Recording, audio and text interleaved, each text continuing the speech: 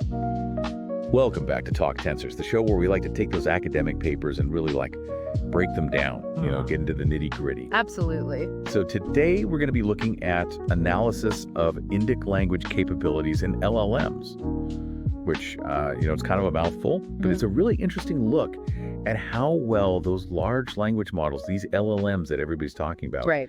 how well they understand and generate the languages spoken in the Indian subcontinent. Yeah, it's really a timely topic because we see so much research, coming out about LLMs, Right. but almost all of it focuses on English. Exactly. So this paper is really important because it gets us thinking about all those other languages and how they might be impacted by this technology. And, for our listeners out there, I'm curious.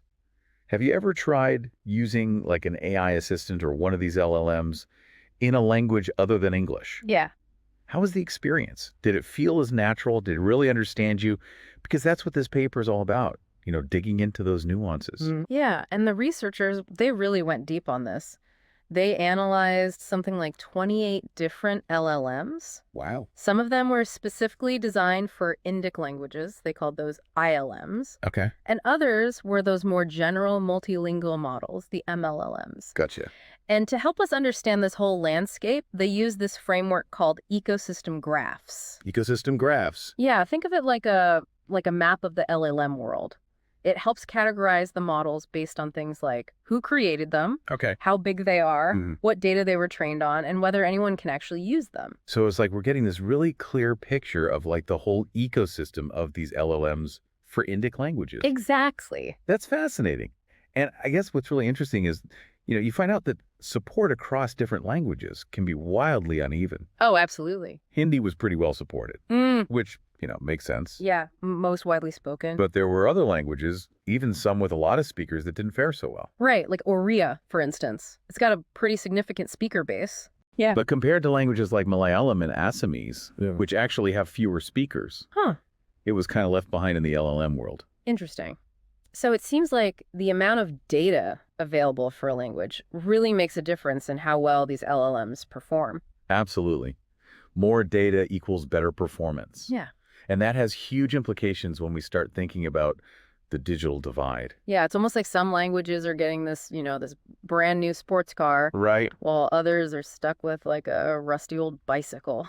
Yeah, it's a great analogy. And for our listeners, we're going to dive into what this actually means for you in the next segment. Okay, so let's talk about what this digital divide actually means.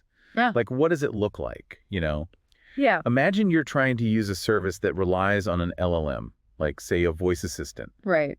And that model just hasn't been trained on enough data in your language. Yeah, The experience can be incredibly frustrating. I bet.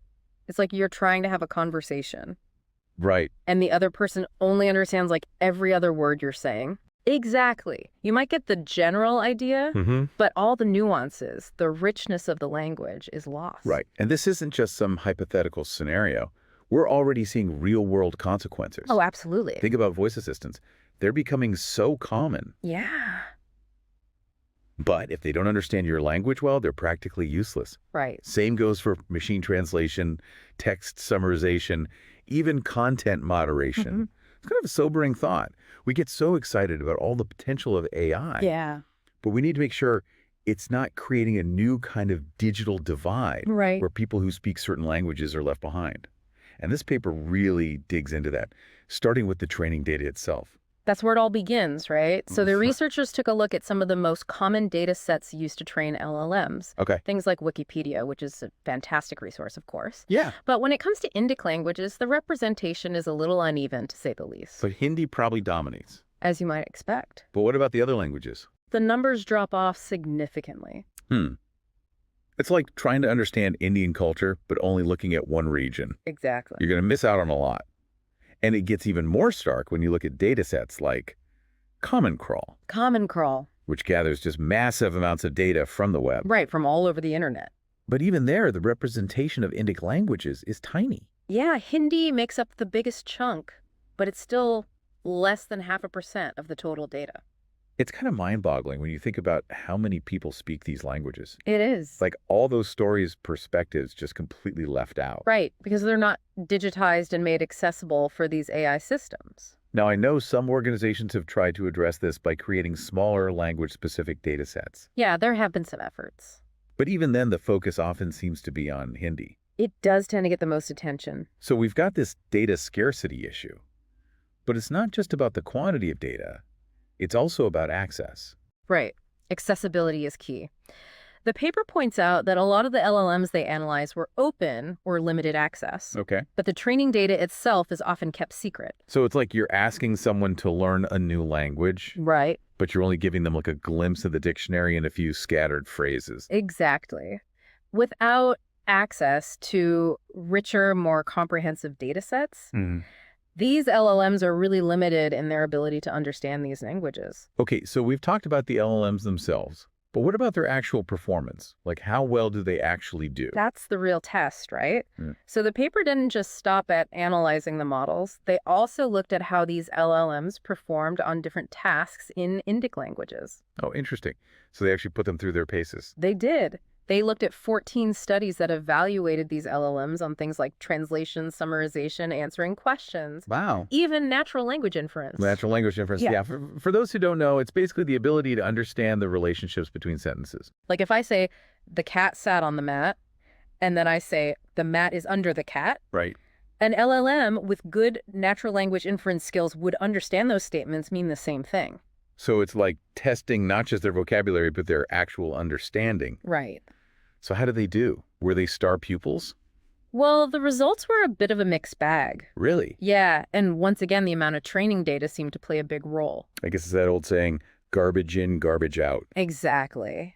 If you train an LLM on limited low-quality data, you're not going to get great results. And this has big implications, right? Because we're relying on these LLMs for more and more things. All the time, from customer service chatbots to educational tools, Right. we're integrating them into so many aspects of our lives. So if these models can't understand the diversity of human language, Yeah. we risk creating systems that are biased, exclusionary, and ultimately ineffective. Absolutely. We need to be mindful of that.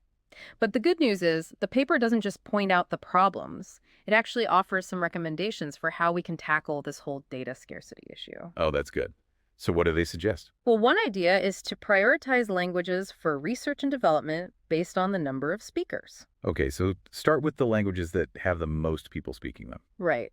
It makes sense from a resource standpoint because those languages are likely to have more data available already. Yeah, that's like triage. Yeah. You know, you focus on where you can have the biggest impact first. Right. But what about the languages with fewer speakers? Do they just get ignored? Well, ideally, we'd have robust LLMs for every language, Right. but that's a huge undertaking. So they suggest considering other factors besides speaker count when prioritizing languages. Like what? Well, like the potential risks if things go wrong, even in languages with smaller user bases. That's a good point. Even if a language isn't widely spoken, the consequences of an LLM malfunctioning could still be pretty serious. Exactly, especially in sensitive areas like healthcare or education. Right, so it's not just about how many people speak a language. It's also about the potential impact. Exactly. And while the paper doesn't have all the answers, it really highlights the need for more research, more collaboration, and some creative problem solving. Yeah, we need to find ways to get past this data scarcity problem for those less resourced languages. Absolutely. Yeah. And maybe that's where we can get a little speculative here. Okay, I like where this is going. Hit me with it. What if we could build an LLM that not only understands the words we're saying, but can actually analyze the emotions behind them? Whoa. Now that's a fascinating thought. An LLM that can actually understand how we're feeling when we speak. Yeah. Across different languages and cultural contexts. Imagine that. Understanding public sentiment in real time. Right. Resolving conflicts more effectively, maybe even personalizing mental health support. It could revolutionize the way we communicate and interact with technology. Wow, it's mind-blowing to think about all the possibilities. Could we use this to detect bias in political speech? Or to bridge communication gaps between different cultures? It's incredible to think about. Of course, building such an emotionally intelligent LLM would be a massive challenge. Oh, absolutely. We need tons of data carefully labeled with emotional nuances across all those languages and cultures. Right. And we need to be extremely careful about how we collect and use that data. Yeah. To avoid perpetuating biases or violating privacy. For sure. It's a fascinating thought experiment, though, and it really highlights just how much potential there is in this field. It does. I mean, the research we talked about today is really just scratching the surface. Yeah. It shows us how much progress we've made in AI, but it also reminds us that we need to be thoughtful and inclusive in our approach. Absolutely. The future of AI isn't about creating one giant English-centric model that rules them all. Right. It's about fostering a diverse ecosystem of LLMs, each one tailored to the specific needs and nuances of different languages and cultures. I like that. So to wrap things up for our listeners out there, Yes. we hope this episode has given you some food for thought. As you go about your day, think about this. What other languages or communities might be overlooked in the rush to develop these powerful new AI systems? It's a question worth asking. And what can we do to make sure that the benefits of AI reach everyone no matter where they come from or what language they speak? It's a challenge, but it's one we need to face head on. Well said. Yeah. That's it for this deep dive into the world of Indic language capabilities and LLMs. Until next time, keep exploring, keep questioning, and keep pushing those boundaries. We'll see you then.